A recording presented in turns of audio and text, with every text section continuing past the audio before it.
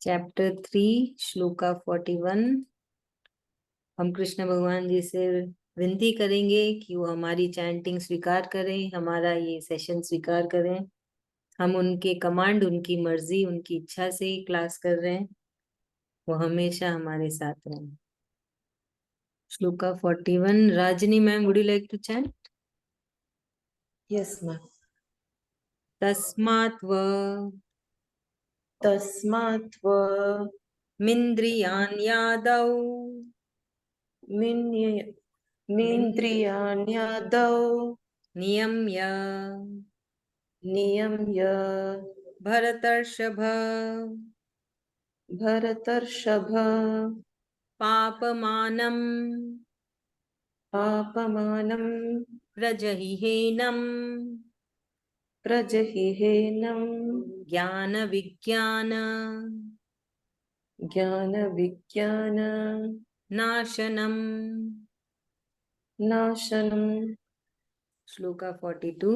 इन्द्रियाणि इन्द्रियाणि पराण्याहु पराण्याहुः रिन्द्रियेभ्यः इन्द्रियेभ्यः परं मनः परं मनः मनसस्तु मनसस्तु परा बुद्धिर् परा बुद्धिर् यो बुद्धे यो बुद्धे परतस्तु सः।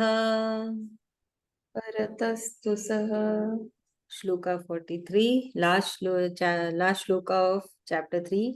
एवं बुद्धे एवं बुद्धे परं बुद्ध्वा परं बुद्ध्वा संस्तभ्यात् संस्तभ्यात् मानमात्मना मानमात्मना जहि शत्रुं जहि शत्रुं महाबाहो महाबाहो कामरूपं कामरूपं दुरासदम्। दुरासदम्।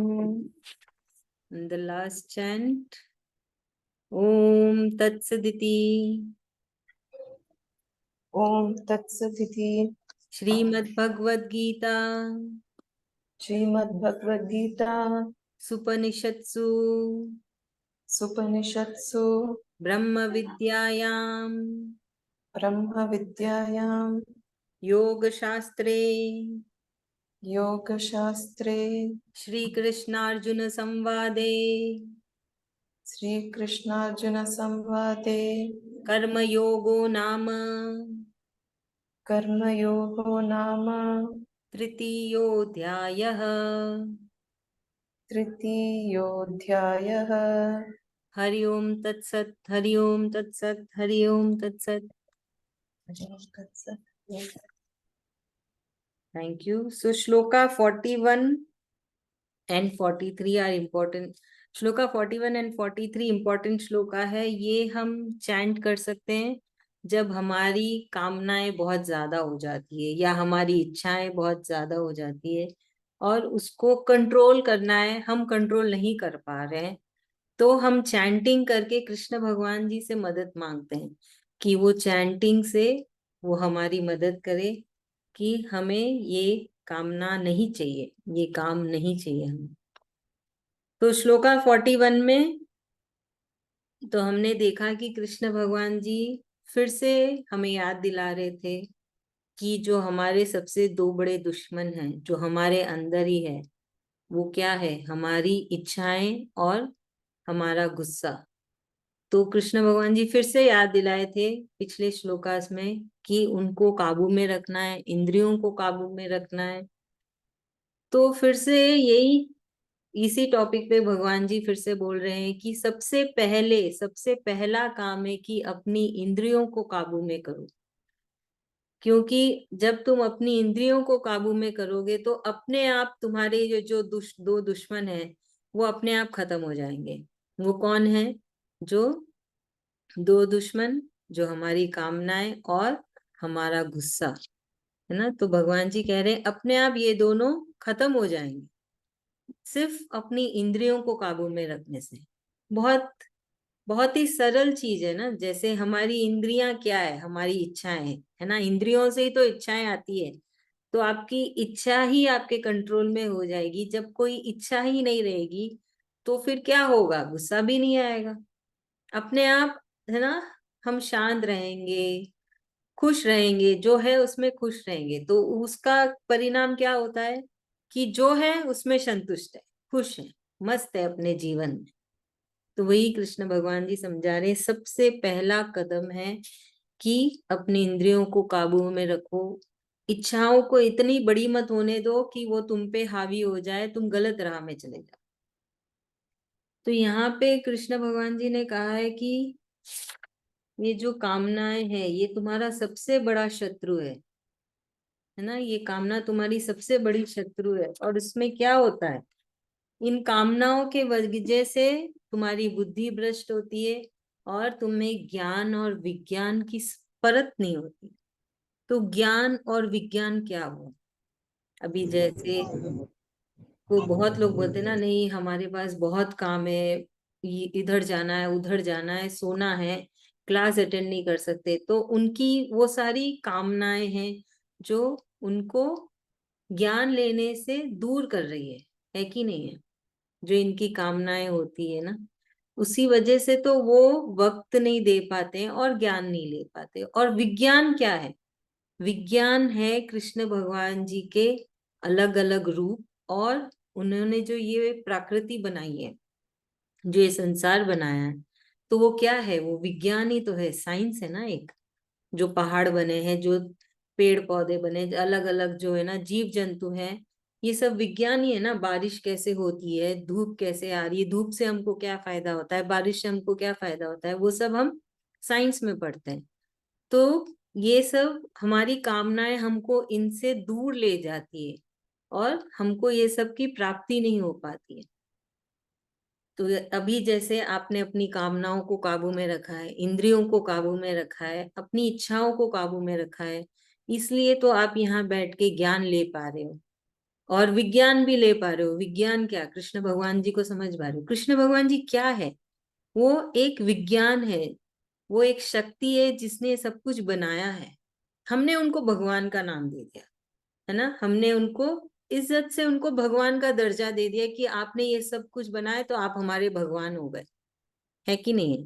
क्योंकि कृष्ण भगवान जी का तो कोई रूप नहीं है, कोई आकार नहीं है, वो तो एक शक्ति है, वो तो एक महसूस हुए है ना, वो एक, हम उनको सिर्फ महसूस कर सकते हैं।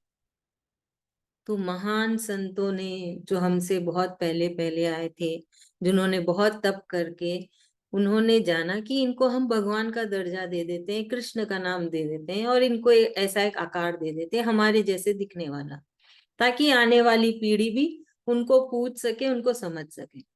असल में कृष्ण भगवान जी क्या है, एक विज्ञान है। तो यहाँ पे यही कृष्ण भगवान जी समझा रहे हैं कि तुम अगर इंद्रियों को काबू में नहीं रखोगे तो तुम्हारी इच्छाएं बढ़ती जाएगी। जब इच्छाएं बढ़ती जाएगी तो वो तुमको ज्ञान और विज्ञान से दूर करता चला जाएगा। और जो तुम्हारा जो सबसे बड़ा दुश्मन है, क्रोध, वो तुम पे हावी होता चला जाएगा। फिर क्या होगा, फिर एक इंसान का नाश होगा। वो गलत राह में जाने से नाश ही हुआ ना। ऐसे थोड़ी कि सब कुछ गलत होगा, वो गलत राह में चला जाए। तो यही समझा रहे हैं कृष्ण भगवान जी। और ऐसा देखा जाए तो अभी उन्होंने और एक अलग तरीका यूज किया, ज्ञान और विज्ञान, कि कैसे तो भी समझ लो, है ना, जो समझ रहे हो, जान रहे हो। क्योंकि हमको बहुत अलग अलग तरीके चाहिए समझने के लिए, तभी हमारे अंदर घुसती है सारी चीजें। तो कृष्ण भगवान जी ने अभी यहाँ पे ज्ञान और विज्ञान के बारे में ये एक उदाहरण दिया कि क्यों हमें अपनी इंद्रियों को काबू में रखना है, क्यों हमें इच्छाओं को काबू में रखना है, और क्यों हमारे गुस्से को भी हमको काबू में रखना है। ऐसा बोला है कृष्ण भगवान जी ने श्लोका 41 में। चलिए, कौन समझाएगा, बीना भाभी समझाएगी। जैसे कृष्ण दीदी एक बात पूछूं, हाँ, सुधा भाभी पूछे। जो ये भी कामना आए, जैसे अच्छी चीज के लिए इच्छा हो तो उसके लिए क्या, अच्छा सोच अच्छा विचार, उसके लिए क्या कर? भाभी आपकी आवाज बहुत टूट रही है।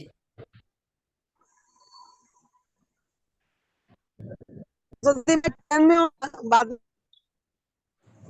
बिना भाभी आपको समझ में आया क्या पूछ रहे हैं? नहीं समझ में आया नहीं नहीं, उनका मैं बात। कामनाओं, कुछ कामनाओं मैं के बारे ट्रेन में में पूछ। हूँ। मैं ट्रेन में बात नहीं कर सकती, ट्रेन में बाहर हूँ। हाँ ठीक है भाभी, नेटवर्क आने से पूछेगा। अभी तो हाँ हाँ। एकदम आवाज टूट रही है आपकी। बिना भाभी समझाइए। कृष्ण भगवान जी बोल रहे हैं कि इसमें मतलब ज्ञान और विज्ञान के बारे में बता रहे हैं इस श्लोका में। तो बोल रहे हैं कि कामना, अपने लोग की जो भी कामना से ही सारा मतलब गलत काम होता है, इसलिए कामना को काबू में रखना चाहिए और इच्छा को काबू में रखना चाहिए। कृष्ण भगवान तो एक शक्ति है, तो उनका तो कोई रूप आकार ये सब नहीं है। वो तो ऋषियों मुनियों ने जैसे मतलब उनको दिया है हम लोग को, मनुष्य लोग को समझाने के लिए कि मतलब हम लोग के जैसा बना दिया कि मतलब अपने लोग समझ पाए इस बात को। तो कृष्ण भगवान ज्ञान विज्ञान के बारे में बोल रहे हैं वही कि इंद्रियों को काबू में रखना चाहिए और अपने को क्रोध नहीं करना चाहिए।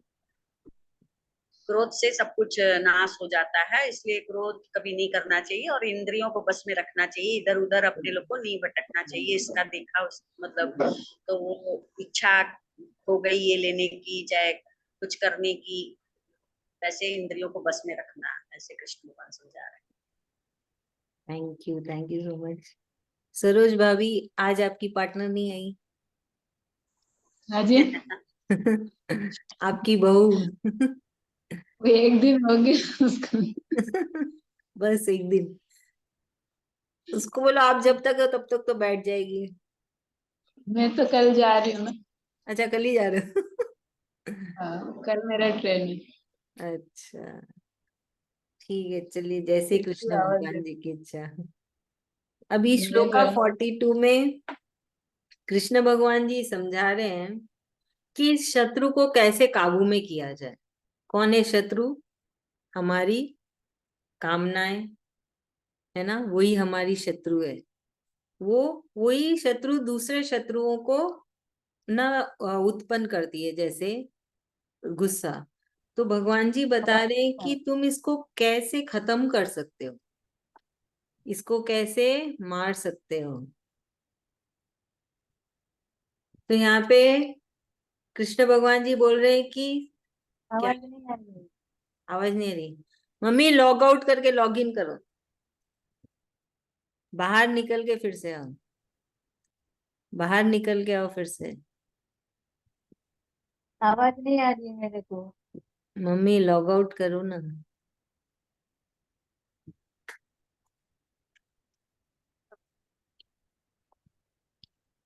तो यहाँ पे कृष्ण भगवान जी बता रहे हैं कि कैसे हम इस शत्रु का नाश कर सकते हैं। तो भगवान जी बोल रहे हैं कि ये जो कामना है वो बहुत ज्यादा शक्तिशाली नहीं है। अगर तुम सोच रहे हो कि ये कामना बहुत शक्तिशाली, इसको कैसे मारूं, तो बोले बहुत आसान है। तो यहाँ पे जो कृष्ण भगवान जी ना सबका दर्जा बता रहे हैं कि है ना, हमारा दिमाग किस जगह पे है, हमारे अंदर जो आत्मा है, जो कृष्ण भगवान जी का एक छोटा सा अंश है, उसकी जगह कहाँ है, ये कामना की जगह कहाँ है, और ये शरीर है वो कहाँ पे है। तो सबसे नीचे में हमारा शरीर है, उसके ऊपर दर्जा आता है कामनाओं का, उसके ऊपर दर्जा आता है दिमाग का, और दिमाग से ऊपर सबसे ऊपर है हमारी आत्मा, जो कृष्ण भगवान जी का एक अंश है। तो कृष्ण भगवान जी बोल रहे हैं समझो कहाँ है वो लेवल। जैसे बॉस हो गया आत्मा, बॉस हो गया आत्मा, फिर दिमाग हो गया उसके नीचे काम करने वाला, है ना, सीईओ। फिर उसके नीचे आई कामनाएं, जो दूसरी एम्प्लॉयज होती है, और सबसे नीचे है शरीर। तो भगवान जी बोल रहे तो डरो मत इनसे, तुम्हारी कामनाएं इच्छाओं से मत डरो, क्योंकि तुम उसके ऊपर बहुत आसानी से हावी हो सकते हो। कैसे? अपना दिमाग का इस्तेमाल करके, क्योंकि दिमाग तो कामनाओं से ऊपर है, वो तो स्ट्रांग पोजीशन में ना, उसका दर्जा बहुत स्ट्रांग है, कामनाओं से बहुत स्ट्रांग है दर्जा तुम्हारे दिमाग का। और आत्मा जो है उसका और भी दर्जा बहुत ही ना मजबूत है। क्योंकि हम क्या होता है, कामनाओं में इतने उलझे हुए हैं कि ये हम भूल जाते हैं कि हाँ, हमको कुछ मिला भी है दिमाग करके, और है ना हमारे अंदर आत्मा भी है जो बहुत ही स्ट्रांग है। हमने उसको छुपा दिया है ना, उसको उसके चारों तरफ कामनाओं की परत जमा दी है ना, गुस्सा की परत जमा दी है। तो इसलिए हम आत्मा को कुछ करने ही नहीं देते, दिमाग को चलने ही नहीं देते हैं। दिमाग चलने से पहले ही हमारी इंद्रियां काम करने लग जाती है, दिमाग चलने से पहले ही हमारा गुस्सा काम करने लग जाता है, दिमाग चलने से पहले ही हमारी कामनाएं काम करने लग जाती है। तो वही कृष्ण भगवान जी समझा रहे हैं कि सबसे ऊपर सबसे शक्तिशाली तुम्हारी आत्मा है, उससे नेक्स्ट शक्तिशाली तुम्हारा दिमाग है। तो इन दोनों का इस्तेमाल करो, वो तुम्हारे अंदर ही है, कहीं जाके खरीदना भी नहीं है, कहीं कुछ भी पैसे नहीं डालने हैं, तुम्हारे अंदर है, सही इस्तेमाल करो उनका। क्योंकि तुमने उसके ऊपर परत जमा दी है, जिससे कि तुम देख ही नहीं पा रहे हो कि तुमको क्या मिला है ना। हम इंसानों को कितना अच्छा गिफ्ट मिला है कृष्ण भगवान जी से, ये तो गिफ्ट है। जानवरों को तो नहीं मिला, पशु पक्षी को भी नहीं मिला, पेड़ पौधों को भी नहीं मिला। सब में जान है, सबके अंदर जान है, जीव तो है सबके अंदर, कृष्ण भगवान जी का एक अंश है। बस मनुष्य को ही कृष्ण भगवान जी ने एक वरदान दिया है दिमाग का। तो हमें उसका सही इस्तेमाल करना चाहिए, ना कि उसको ढक देना चाहिए और गलत राह में ले जाना चाहिए। तो ये बता रहे कृष्ण भगवान जी की क्या दर्जा है हमारे, ये जो शरीर है, इस शरीर में जो अलग अलग चीज है उन सब का क्या पोजीशन है, कौन सबसे ऊपर है, कौन सबसे नीचे है, और उसको कैसे इस्तेमाल करना। तो देखा जाए तो साइंस है ना। हम तो यहाँ कृष्ण भगवान जी की कोई आरती भी नहीं गा रहे, ना कोई गुणगान कर रहे हैं, ना उनकी कोई महिमा बता रहे हैं। क्या हो रहा है, हम गीता में अभी तक क्या सीखे, सीख ही रहे हैं ना। अगर आप ऐसे जा कहीं और सत्संग और सब में जाओगे, वहां पे आप भजन गाओगे, भगवान की तारीफ करोगे, भगवान के अलग अलग अवतारों के बारे में बताओगे, गाओगे। पर हमने गीता में क्या किया, अभी तक हम सीख ही रहे हैं। कृष्ण भगवान जी हमको सिखा रहे हैं कि ये जो तुमको मैंने शरीर दिया है उसके अंदर बहुत सारे अर्जे पुर्जे हैं, उनको कैसे इस्तेमाल करना है, किस तरीके से। तो अगर हम गलत तरीके से इस्तेमाल कर रहे हो तो हमें कोशिश करना चाहिए कि हम कृष्ण भगवान जी की बात सुने और कोशिश करें कि उसको उसी राह में लेके जाए, है ना। तो ये इसलिए भगवान जी हमको समझा रहे हैं ताकि हम बदलें, हमारी जो सोच, हमारी भावना है ना, वो सबको बदले, हमारा जो दिमाग है उसको इस्तेमाल करना शुरू करें। तो हमको सीखना है, हम क्यों है ना एक एक श्लोका को इतने विस्तार से क्यों समझ रहे हैं, इतना खींच खींच के क्यों समझ रहे हैं, ताकि हम उसको इस्तेमाल कर सके अपने जीवन में। धीरे धीरे कोशिश करेंगे, है ना। जब हम रोज सुनते हैं, रोज समझते हैं, तो थोड़ा तो असर होता ही है ना दिमाग में। चैंटिंग भी करिए, जब चैंटिंग करेंगे तो कृष्ण भगवान जी खुद आपकी मदद करेंगे। और जब वो देखेंगे कि बहुत कोशिश कर रहा है, और ज्यादा मदद करेंगे। पर जब देखेंगे, क्योंकि वो तो आपके अंदर बसे हैं, उन बाहर से तो कोई आके देखने वाला है नहीं, कोई सुपरवाइज करने वाला है नहीं, वो तो अंदर बैठे हैं, सब कुछ देख रहे हैं, समझ रहे हैं। और जब देखेंगे कि व्यर्थ ही जा रहा है, क्लास अटेंड करना तो व्यर्थ ही जा रहा है, कुछ कर ही नहीं रहे, ना चैंटिंग करते हैं, ना मुझे याद करते हैं, और ना मेरी बताई हुई सीख पे चलते हैं, तो फिर क्या होगा, आपका और कृष्ण भगवान जी का कोई कनेक्शन ही नहीं बनेगा। वो तो सोचेंगे मैंने तो इसको चुन लिया, पर ये तो अपनी तरफ से कोई पहल ही नहीं कर रहा। मैंने तो चुना कि चलो तुम मेरी सीख समझो, मुझे याद करो, मेरे से एक रिश्ता बनाओ, मैं अंदर बैठा हूं, मुझे जानो। पर आप कुछ भी कोशिश नहीं करोगे। बहुत सारी चीजें, या तो आप चैंटिंग करिए, या आप दिन भर कृष्ण कृष्ण करके याद करिए, सब कुछ ऑफर करिए, उनको प्रणाम करिए, या उनके बताए हुए सीख पे चलिए जो वो सिखा रहे हैं हमें। तीन तीन चीजें हैं, कुछ तो करना पड़ेगा ना, तभी तो हमारा कनेक्शन बनेगा। कृष्ण भगवान जी ने हाथ दे दिया, अब आपकी मर्जी, आपको हाथ पकड़ना है कि उसको छोड़ना है कि नहीं। तो ये है श्लोका 42। सरोज भाभी समझाएंगे।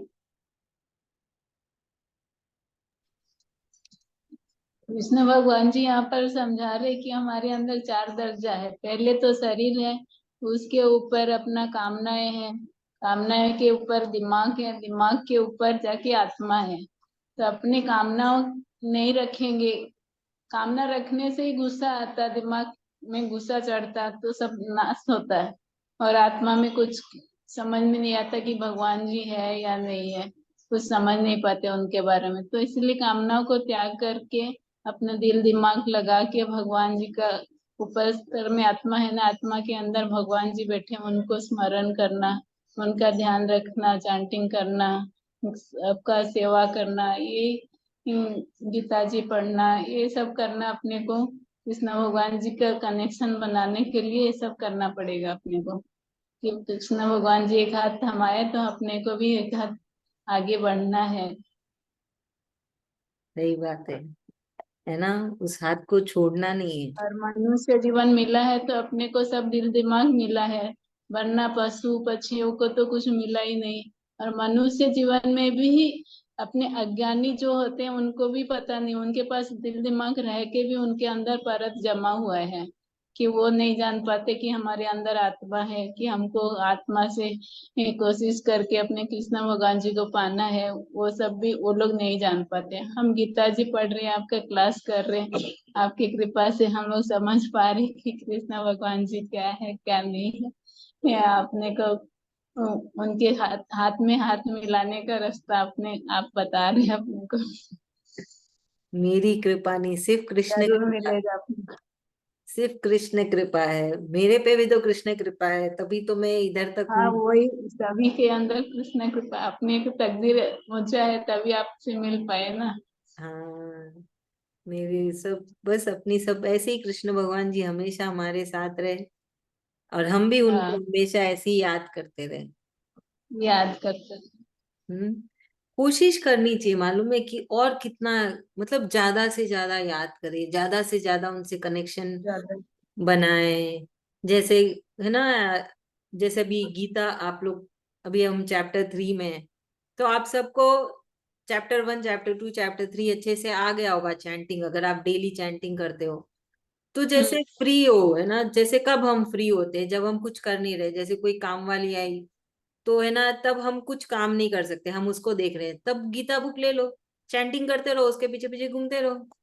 तो ऐसे, है ना, बहाने ढूंढने चाहिए कि कैसे और कितना अच्छा होगा, उसके कानों में भी जाएगा।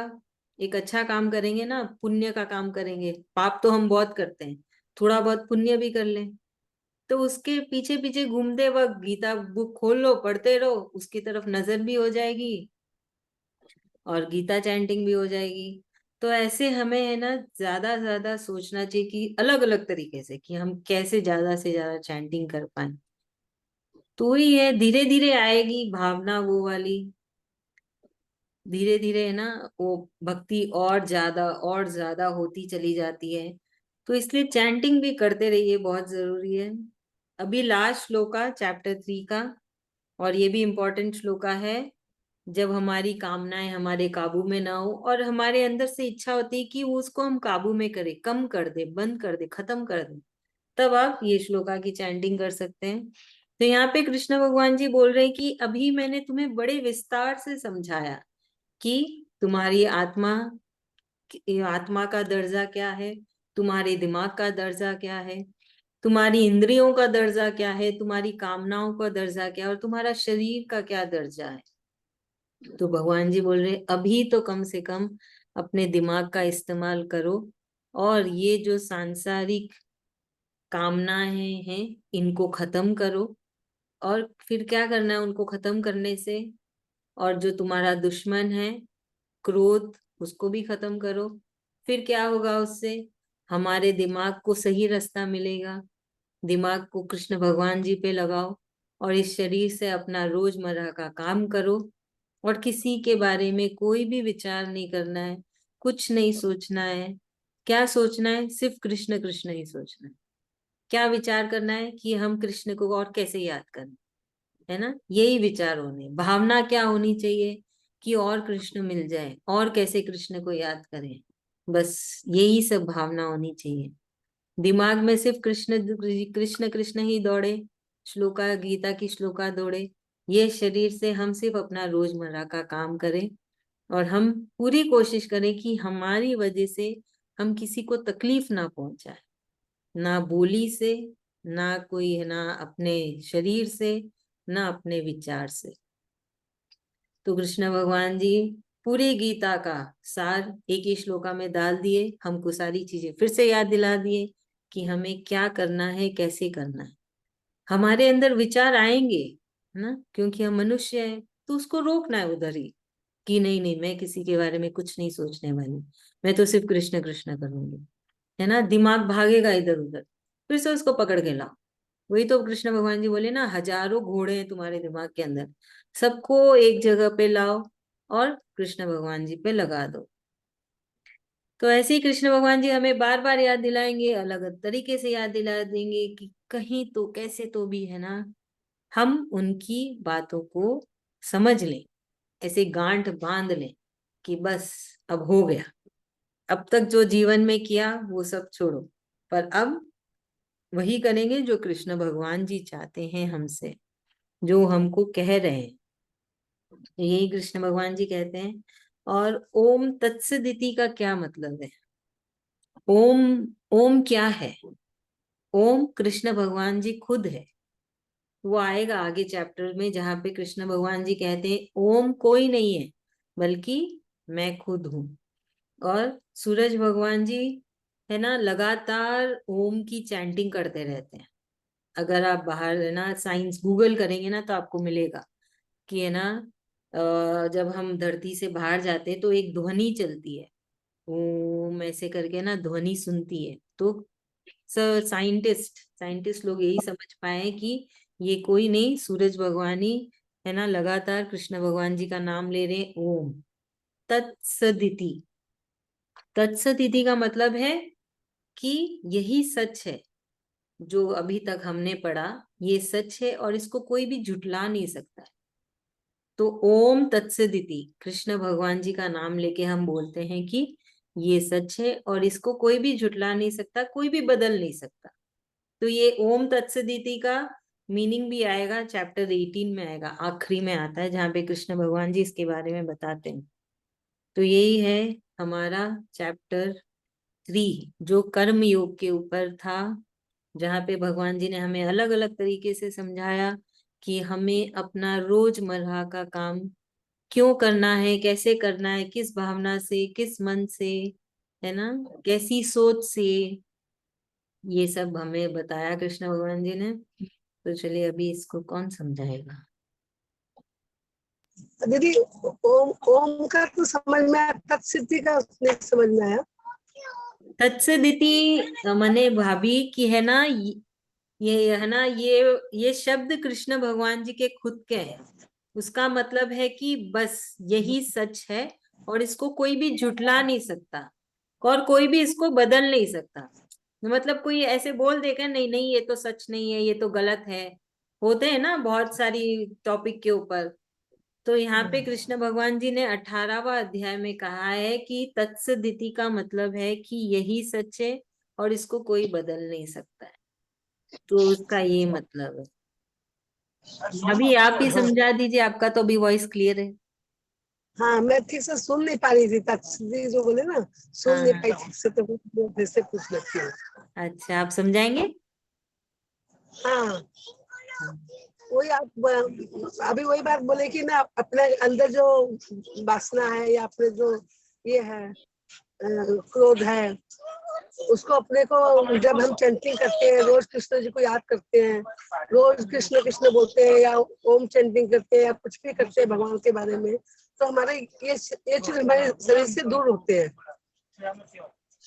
हमारा ये विकार, ये जो विकार है हमारे दूर होते हैं।